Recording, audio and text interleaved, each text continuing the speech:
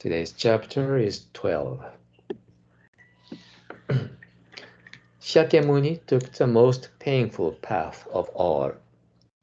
This incident occurred while Shakyamuni Buddha was still an ascetic. A wounded dove came flying up to him and said desperately, "I'm being attacked by an eagle. Please save me." Shakyamuni gently tended to the trembling dove and hid it in his bosom. Before long, a famished eagle came by and asked, "Didn't a dove fly this way?" "It is here in my bosom," Shakyamuni told him. "Now I can live longer," said the eagle in relief. "Please give me the dove. It's the one I found when I was about to starve. Without it, I will certainly die." To keep the eagle alive, the dove would have to die, and if the dove were saved, the eagle would have to perish. Trapped, Shakyamuni made an incredible decision. "My dear eagle," he said, "does it need to be a dove to save you from starvation?" "Not at all," said the eagle. "As long as I eat something with the same amount of flesh as the dove, I can recover." "Then how about this? I will offer you an equivalent amount of my flesh. So, will you let the dove go?" Having obtained the eagle's consent, Shakyamuni sliced off flesh from one of his thighs and compared it with the dove's weight, but it was far from enough. He then sliced off flesh from his other thigh, but it was still not enough. He sliced off pieces of his body here and there and offered his own flesh to the eagle. The eagle, his belly now full, was happy and content. The dove, who had come close to dying, was also happy. Seeing their two lives saved, Shakyamuni too rejoiced. To teach an eagle the heart of compassion is virtuous. To teach a dove about the universal law of cause and effect may also be necessary at times. But Shakyamuni took the most difficult and painful path of all, because that path is supreme and unsurpassed. Okay, this is today's story, which is about unconditional compassion of Buddha.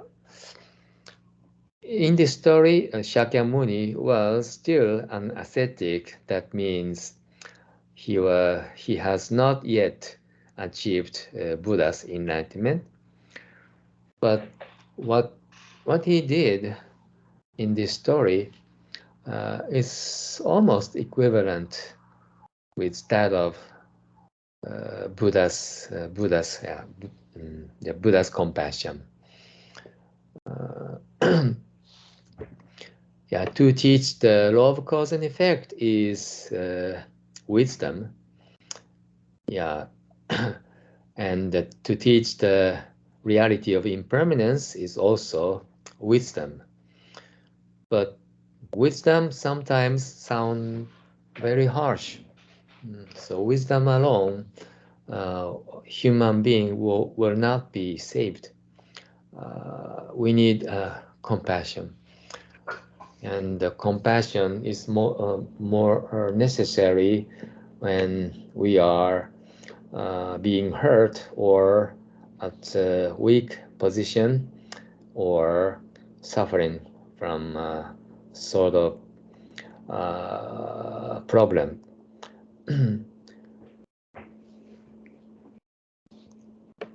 So in this story, he had to make a decision. Which should he save, or which should he give up or abandon? Giving up or abandoning somebody is not compassion. From Buddha's criterion, Buddha's compassion reaches out to all living beings equally.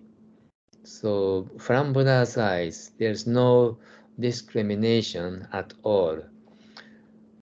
When we look at scene when a cute little dove is being attacked by eagle, we instantly think eagle is wrong, or we should save dove. And some people might think we should kill the eagle to save the dove.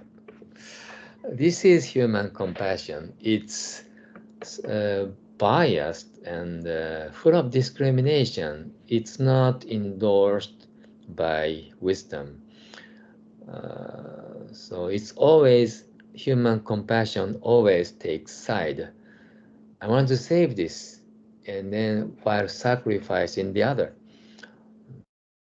Buddha's compassion is not biased or does not discriminate any living beings. Thou should continue living, while thou, not ego, should also continue living. Every single living creature has equal worth and value, and all the lives are equally precious. So for us, it's really difficult to imitate such deep compassion, but we need to understand this is the real compassion, the genuine compassion. So we need to make effort trying to come a little bit closer to such compassion in our day-to-day practice. When we practice six paramita or act of giving, yeah, we make effort, try to imitate Buddha's compassion. It's not easy, of course, it's almost impossible, but making effort, yeah, this is how we improve ourselves. Okay, good job, everyone. That's all for today's afternoon meditation, recitation, meditation. See you next time. Have a good evening. Thank you. You're welcome.